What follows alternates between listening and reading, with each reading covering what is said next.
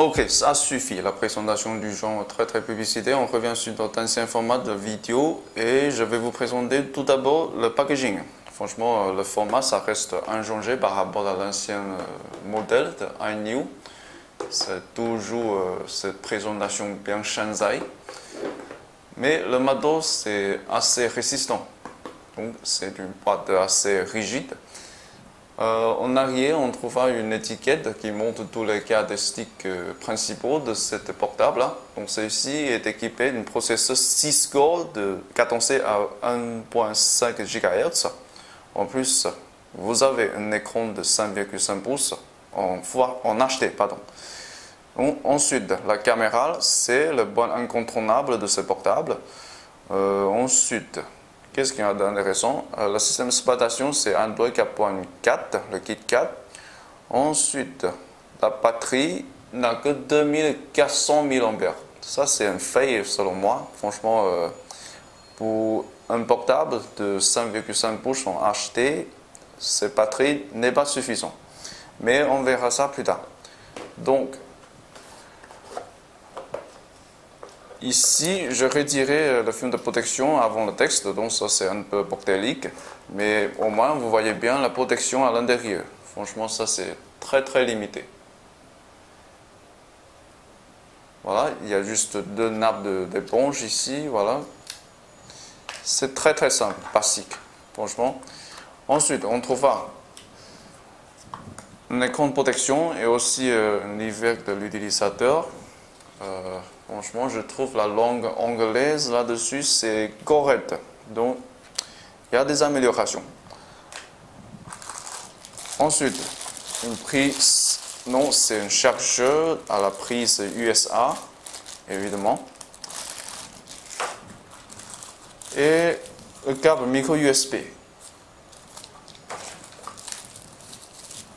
Et on passe à l'écouteur avec un contrôle, une commande filaire, mais comme toujours, c'est du chip.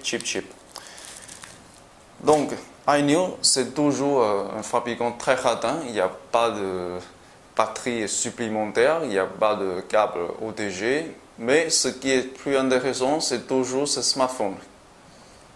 Ok, on va parler de notre bébé pour cette vidéo qui est le iNew V8. Franchement, la taille, ça c'est un peu plus grand que je l'imagine. Surtout avec cette caméra rotative. Ça le rend un géant dans la gamme de 5,5 pouces, franchement. Normalement, le 5,5 pouces, la longueur va aller jusqu'à ici. Voilà, ça c'est le grand maximum à mon avis. Mais pour ce modèle, ça c'est pratiquement...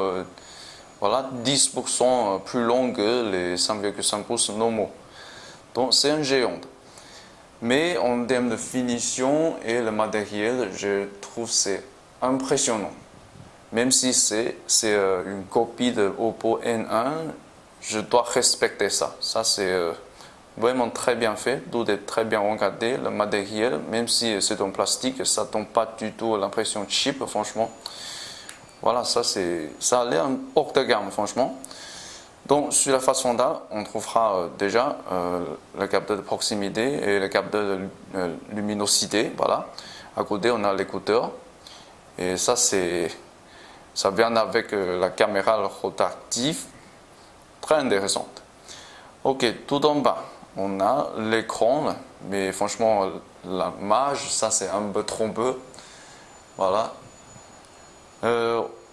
Tout en dessous, on a 3 boutons physiques, mais ça c'est pas du tout visible. Ensuite, passons sur les connectiques, on a un simple sortie micro USB plus une prise jack 3.5. À côté, on a une microphone. Donc il n'y a pas de microphone anti-bruit, ça c'est bien dommage. Donc, sur ce côté, on a le bouton power on off et le bouton volume plus moins. Personnellement, je ne suis pas très d'accord avec ce design. Pour moi, ce n'est pas très économique. Vaut mieux qu'il déplace ce bouton volume plus moins ici. Voilà, ça c'est plus économique, quoi. Donc, ensuite, sur la coque, on a visiblement l'inscription de logo et tout. Mais si vous êtes assez attentif, je ne sais pas si si vous pouvez le voir sur l'écran là, depuis ma caméra, il y a une très discrète inscription pour le touchpad en arrière. Franchement, il y a une touchpad en arrière qui vous permet de manipuler ce smartphone depuis la coque. Ça, c'est vraiment intéressant. Donc, on va prendre la mesure.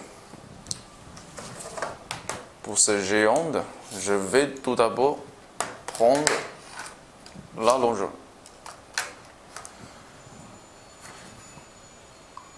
Alors, c'est 156 à peu près. Ouais, c'est un géant. Voilà. Ensuite, largeur, ça fait 77. Voilà. Ouais, assez correct. Mais l'épaisseur, faut pas espérer. C'est vraiment pas très compact.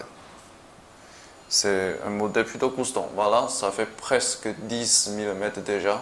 9,6 mm. Ok, en tout cas, ce smartphone, c'est plutôt correct en termes de dimension, malgré sa taille un peu encombrante.